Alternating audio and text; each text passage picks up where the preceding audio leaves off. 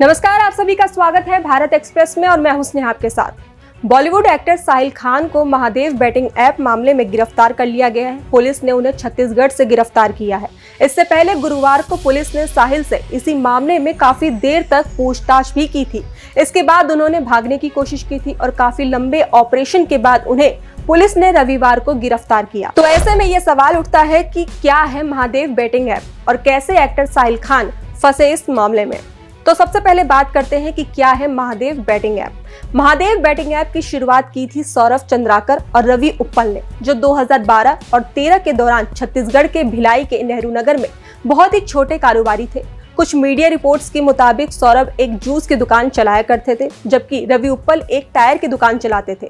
दोनों का बिजनेस भले ही छोटा था, लेकिन उन्हें पैसे कमाने की बहुत जल्दी थी। ऐसे में दोनों ने सट्टेबाजी का भी सहारा लिया, लेकिन उसमें उन्हें भारी नुकसान का सामना करना पड़ा। ऐसे में ये दोनों बात समझ गए कि अगर सट्टेबाजी से पैसे कमाने हैं तो इसका बिजनेस करना होगा, वो भी कुछ इस तरह की हर हालत में सिर्फ और सिर्फ मुनाफा ही हाथ लगे।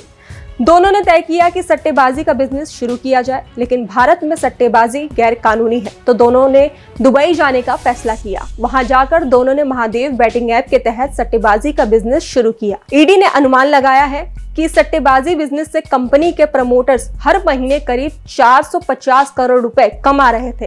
कुछ मीडिया रिपोर्ट्स में तो ये भी दावा किया जा रहा है कि वो हर रोज 200 करोड़ रुपए कमा रहे थे।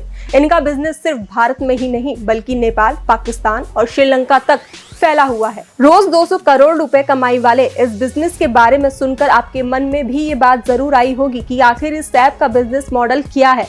सौरभ और रवि ने मिलकर जो महादेव बेटिंग ऐप बनाया है, उन्होंने उसका एल्गोरिदम कुछ ऐसा सेट किया है कि हर हालत में कंपनी को मुनाफा ही होता है।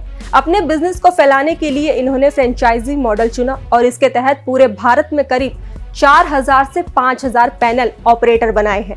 ये सभी अपने अपने इलाके में इस ऐप को प्रमोट करते हैं और वहां से बिजनेस लाते हैं। पैसों को भारत में दुबई तक पहुंचाने के लिए इन्होंने बहुत सारे बैंक खातों का भी एक जाल बुना हुआ है, ताकि उन्हें पकड़ पाना मुश्किल हो सके। इन पैनल ऑपरेटर्स को 30 से 70% तक का कमीशन दिया जाता था। 200 करोड़ की शादी जिससे खुला 6000 करोड़ का स्कैम। हर अपराधी कोई न कोई गलती जरूर करता है। सौरभ और रवि ने भी कुछ ऐसा ही किया।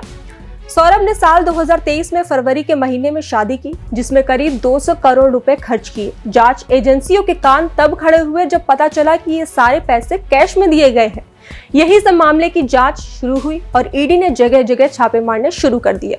इस मामले में ईडी ने अब तक 400 करोड़ रुपए से भी अधिक संपत्ति जब्त की है। शुरुआत में अनुमान था कि ये स्कैम 4000 से 5000 करोड़ रुपए का हो सकता है, लेकिन अब ये आंकड़ा 6000 करोड़ रुपए तक पहुंच चुका है। ये भी कहा जा रहा है कि आंकड़ा और भी बड़ा हो सकता है। तो अब आगे आपको बताते हैं महादेव बेटिंग ऐप में साहिल खान की भूमिका। महादेव बेटिंग ऐप मामले में साहिल खान पर आरोप है कि वो एक प्रमोटर के तौर पर ऐप को अन्य वेबसाइट पर प्रमोट कर रहे थे। साथ ही उन पर लायन बुक और लोटस 24x7 जैसे सट्टेबाजी के ऐप्स जो महादेव ऐप से जुड़े हैं को भी प्रमोट करने का आरोप है।